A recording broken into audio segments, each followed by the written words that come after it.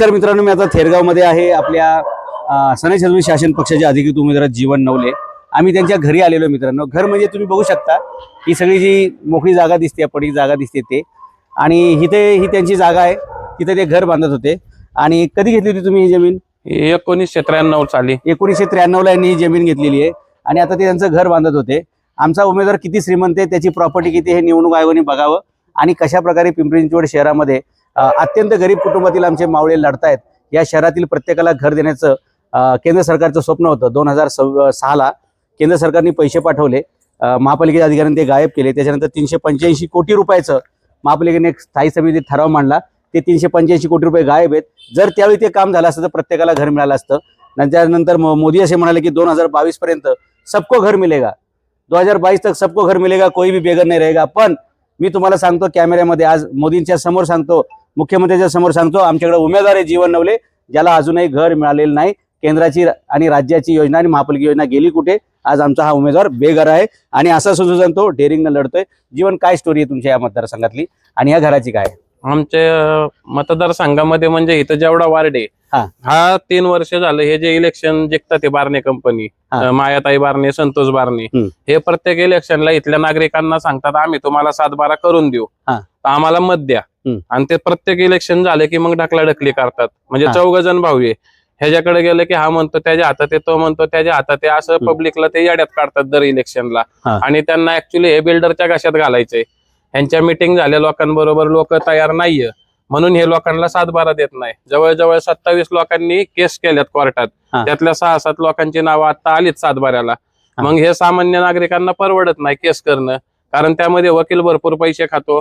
हे सगळे जे आहेत, कोण हाऊसकीपिंगला जातं, कोण झाडू खात्यात आहे, कोण रिक्षा चालवतंय, कोण हातगाडी चालवतंय, या लोकांनी 1.5-1.5, 2-2, 5-5 लाख रुपये आणायचे कुठून 7-12ला? हे जर सही नाही म्हणले, ह्यांची एनओसी घ्यावी लागते. आणि तलाठी ऑफिसवाले, ह्यांचं नाव नव्हतं 7-12ला आता 1-2 वर्ष आधी, ह्यांनी पैसे देऊन तिथं नाव लावून घेतले 3 भावांनी परत. का तर चौघांना बी पैसे भेटले पाहिजे प्रत्येक नागरिकाकडून, आणि ह्यांची रक्कम छोटी नाही. आता मला ह्या 2 गुंठ्यातली 1 गुंठा पूर्ण दे म्हणतात ते. अच्छा, ह्या 2 गुंठ्यातली 1 गुंठा द्यायची. नाहीतर 50 लाख रुपये दे. तुम्ही ज्यावेळी 93 ला जमीन घेतली त्यावेळी जमीनचे पूर्ण पैसे दिलेले आहेत? हो, पूर्ण पैसे तेव्हाच दिले. रजिस्ट्री तुमच्याकडे आहे? हो, सगळे. तुमच्या नावावर 7-12 होऊ देत नाहीत. हो, आणि तुम्हाला घर बांधू देत नाहीत. हो, बरोबर. पिंपरी चिंचवड महापालिकेचे आयुक्त, इथले पोलीस कमिशनर, या सगळ्यांनी ही परिस्थिती बघा. आणि नागरिकांना तुम्हाला असं वाटत असेल की पिंपरी चिंचवड शहर खूप श्रीमंत आहे, तर त्यातलं हे वास्तव चेहरा बघा की आमचा उमेदवार आहे, याचं 2 गुंठे जमीन स्वतःच्या मालकीची, पण याला घर बांधू दिलं जात नाही. हे बघा, हे अर्धवट पडलेलं हे घर त्यांनी असे माणसं पाठवलीत, आणि जे त्यांच्या विरोधात जाईल ते त्यांचा काटा काढल्याशिवाय राहत नाही. त्यांनी इथं अर्धी पब्लिक अशी रात्रीची पळवून लावली इथनं. लोक घाबरतात त्यांना, दादागिरी करतात ते. म्हणजे केंद्र सरकारची जी योजना होती सर्वांसाठी घरे, मित्रांनो, ती फोल ठरलेली आहे. महापालिकेने जे काही योजना राबवल्या त्याही फेल करलेल्या आहेत. मी तुम्हाला तुमच्या समोर उमेदवार दाखवतोय की जो आमचा उमेदवार आहे आणि ज्याच्याकडे राहायला घर नाहीये, जागा आहे पण त्याला घर बांधू दिलं जात नाही. या पालिका क्षेत्रात किती लोकांचा प्रॉब्लेम आहे? हा वार्ड तर पूर्णच आहे. आणि मला आता तसं आपल्याला भेट झाली तसे बरेच लोकांचे कॉल आलेत की बाबा आमचे पण असेच प्रॉब्लेम आहे, आम्हाला जाधव साहेबांना भेट घालून द्या. मी म्हणलं आता ते इलेक्शनच्या गडबडीत असतील, 15 तारखेनंतर मी प्रत्येकाची भेट घालून देतो तुम्हाला. या महापालिका क्षेत्रामध्ये जवळपास 3.5 लाख कुटुंब अशा प्रकारच्या अतिक्रमणाला बळी पडलेले आहेत. काही लोकांनी सरकारी जमिनीवर घर बांधलेत, काही लोकांनी ब्लू लाईन मध्ये बांधायला लावलेत, काही लोकांनी रेड लाईन मध्ये केलेले, तर काही लोकांनी सरकारी आरक्षणावर केलेले. त्यामुळे अख्खं पिंपरी चिंचवड शहरचं इलेक्शन हे नेहमी गोरगरिबांना दम देऊनच होत असतं. तुम्हाला शास्तीकर माफ केला जाईल, शास्तीकर लावलं जाईल, तुमचं घर पाडलं जाईल, तुमचा 7-12 कोरा केला जाईल, अशा प्रकारचं असतं इथं. म्हणजे वॉटर गटर मीटर किंवा तुम्हाला सुविधा दिल्या जातील याच्यावर काही निवडणूक नसतेच. तुझं हे पाडील, तुझं ते पाडील, तुझं हे हिसकावून घेईल, तुझं ते हिसकावून घेईल. तरी सुद्धा जीवन, तुम्ही ज्या हिमतीने लढताय, सनाई छत्रपती शासन पक्ष म्हणजे शिवाजी महाराजांच्या मावळ्यांचा पक्ष आहे, त्या पक्षाच्या वतीने तुम्ही उमेदवार घेतलाय, तुम्ही मतदारसंघामध्ये लढताय. नक्कीच या शहरात ज्या ज्या लोकांना एवढा हा सगळा प्रॉब्लेम आहे ते सगळे तुमच्या परत मतदान घालतील आणि तुम्हाला या सर्व 3.5 लाख कुटुंबांचा जो प्रश्न आहे त्याचं प्रतिनिधी म्हणून या महानगरपालिकेमध्ये पाठवतील असा मला विश्वास आहे. ज्या ज्या लोकांपर्यंत हा व्हिडिओ पोहोचेल त्यांनी, ज्या ज्या लोकांना अशा प्रकारच्या दमदाटे आलेल्या आहेत, निवडणुका आल्या इथं, आमदारकीचे असो, खासदारकीचे असो, नगरसेवक असो, सामान्य माणसाला दम दिला जातो, तू आम्हाला मत दे, नाही सगळे त्यांचेच लोक आहेत, त्यांचेच पाहुणे रावळे आहेत. जायचं कुणाकडे? आज मी एकाकडे गेलो की तो म्हणणार माझा भाऊ लागतोय, दुसरा म्हणणार माझा मामा आहे, तिसरा म्हणणार माझी बहीण दिली, चौथा म्हणणार माझा चुलत भाऊ आहे, आमची भावकी आहे. जायचं कुणाकडे? बाहेरचे एकही उमेदवार नाहीत इथं, सगळे उमेदवार ह्यांचे आहेत आता सध्याला. बर, ही परिस्थिती या पिंपरी चिंचवड शहरात नाही तर संपूर्ण महाराष्ट्रामध्ये, भारतामध्ये जे सगळीकडे घराणेशाही, सगळीकडे भांडवलदारशाही, सगळीकडे दादागिरी, गुटखा मटका आणि जमीन माफियावाले सगळे लोक उभे राहतात. पण तुमची हिंमत आहे, तुम्हाला नक्कीच या शहरातील लोक साथ देतील आणि तुमचा हा प्रश्न सोडू. मी मोदींना सुद्धा या व्हिडिओतून प्रश्न विचारू इच्छितो. तुमचं ते सर्वांना घरे मिळणार 2022 पर्यंत, ते कुठे गेलं? आम्ही आता 2026 मध्ये तुम्हाला प्रश्न विचारतोय.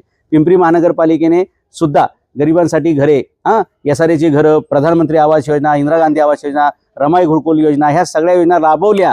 त्या योजनांमधली घरं गेली कुठं आणि ह्या शहरातील गरिबांचं झालं काय? 70 झोपडपट्ट्या असताना 94 SRAचे प्रोजेक्ट चालू झाले कसे? आणि याला खतपाणी घालतं कोण? त्यामुळे जे निवडणुकीमध्ये झोपडपट्टींमध्ये किंवा गरीब लोकांना जे पैसे वाटले जातात ते पैसे परत बोगस झोपडपट्ट्या तयार करून, बोगस SRAचे प्रोजेक्ट तयार करून त्याच्यातून वसूल केले जातात. राजकारण हा मित्रांनो एक धंदा आहे. पैसे लावा आणि पैसे काढा. लोकांना वाटतं आमच्या उद्धारासाठी कोणतरी उभं राहिले. 5-5 करोड रुपये घालतात ते आणि मग 25 करोड स्वतः खातात. मग जनतेपर्यंत काही येत नाही, जनतेला केळं देतात नुसती. जनतेला आश्वासनं देतात ना. आश्वासनाने काय होणार आहे? आज बघा हे पोरं सगळी नगरपालिकेत एक इंग्लिश मिडियमला एका विचारा त्यामध्ये, तिकडे कॅमेरा दाखव. एक इंग्लिश मिडियमला नाहीये त्यामध्ये. यांची पोरं अमेरिकेला जातात, बाहेर जातात शिकायला, आणि गरिबांची पोरं इथं शिक्षण नाही, पैसा नाही, जॉबला जातात, रोजगार हमी जातात. रोजगाराला जातात ती पोरं. त्यांचं वय तरी आहे का रोजगाराला जायचं? आणि 5-10 दिवस जी मजा असते ढाब्यावरती, जेवण दारू वगैरे, त्याच्यामध्ये स्वतःला विकू नका. ते विकत घेतात आपले गरिबांना. बाबासाहेब आंबेडकरांनी आपल्याला स्वाभिमानाने जगायला शिकवले, शिवाजी महाराजांनी स्वाभिमानाने लढायला शिकवले. तोच बाणा आपण कंटिन्यू ठेवला पाहिजे. जीवन नवलेसारखे जे मुलं हिंमत करतात या शहरामध्ये, त्यांना दाद द्या, त्यांना साथ द्या, त्यांना ताकद द्या आणि त्यांना या महानगरपालिकेमध्ये जरूर पाठवा. कारण हा जर जिंकला तर हे शहर जिंकलं मित्रांनो. आणि जर हा हरला काम करणार, आणि हा जर हरला तर लक्षात ठेवा, तुमच्या उद्धारासाठी परत कोणी उभा राहणार नाही. सामान्य कुटुंबातून कोणी सोडायची नाही. हो, त्यामुळे याला प्रचाराला बाहेर पडायला सुद्धा मर्यादा आहेत. याच्यावरती दबाव आहे. ऑलरेडी यांच्या पोलीस स्टेशनला 2-4 अर्ज देऊन झालेत. इलेक्शन कमिशनला आम्ही सुद्धा पत्र दिले की यांच्या कुटुंबाची सुरक्षित जबाबदारी ही पोलिसांची असेल. कालच कमिशनरला ते पत्र सुद्धा गेलेले.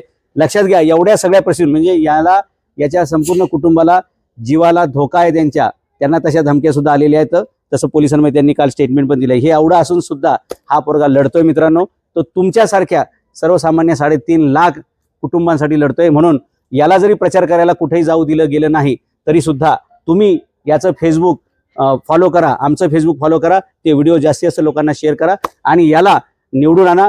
घरात बसून तुम्ही याला निवडून आणा, पण घरात बसू नका. कारण हा जर निवडून आला तर तुमची घरं राहणार आहेत आणि हा जर निवडून नाही आला तर तुमची घरं जागेवर असतील की नाही सांगता येत नाही. तुम्हाला त्या घरात राहता येईल की नाही तेही सांगता येणार नाही. नियतीने एक तुम्हाला संधी दिली आहे. त्याचं सोनं करायचं का माती हे नागरिकांनी ठरवायचं आहे.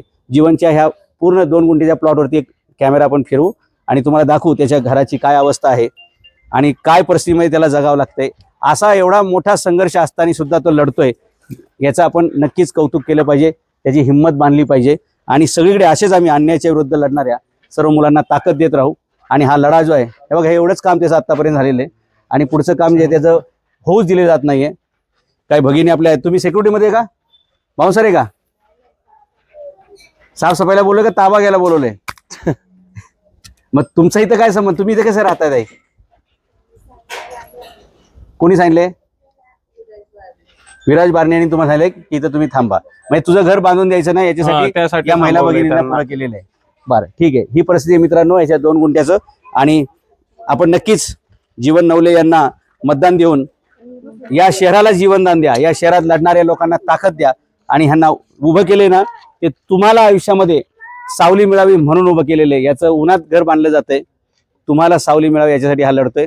हा निवडून जाण्याची जबाबदारी पिंपरी चिंचवड शहरातील सर्व नागरिकांची आहे. तुम्ही कोणत्याही प्रभागात कोणत्याही वाढत असताल हा व्हिडिओ सर्व जनतेपर्यंत पोहोचवा. आणि जीवन नवलेचं जे चिन्ह आहे पुस्तक, सनई छत्रपती शासन पक्ष आणि पुस्तक चिन्ह आहे त्याच्यावरती मतदान करायचे. तुझा वार्ड आणि एरिया पूर्ण सांग म्हणजे त्या नागरिकांना शेअर. माझं नाव जीवन भारत नवले, वार्ड क्रमांक 24, थेरगाव मध्ये येतो हा वार्ड.